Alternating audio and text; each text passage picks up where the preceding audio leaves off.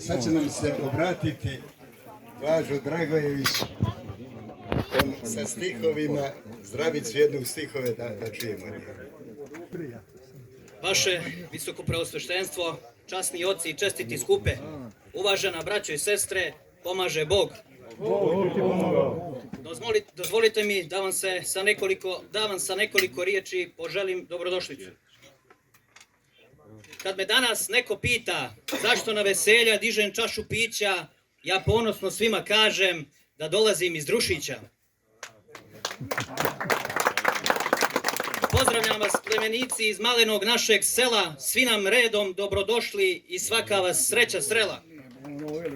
Čast mi je pripala velika jer me dobre misli vode da poželim svima zdravlja, da vam vinogradi dobro rode. Da na trpezi se nađe riba, pitka, loza, crno vino, da prađedova naših tradiciju nastavimo.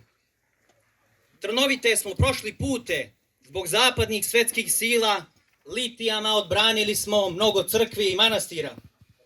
Pa zavičaju ja se divim, jer istorijsku nosi važnost, u bitkama su Ceklinjani pokazali svoju hrabrost.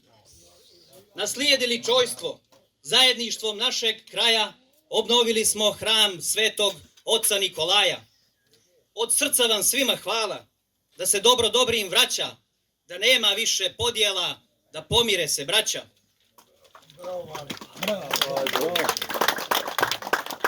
Istorija sad je naša u stihovima cjelovita, jer udruženi dočeka smo uvaženog mitropolita.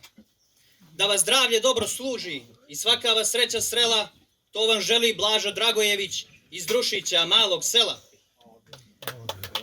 Čujem čak i ptice kako danas pjevuše na grani, Bog neka vas sa nebesa čuva, moji dobri Drušićani. Živjeli!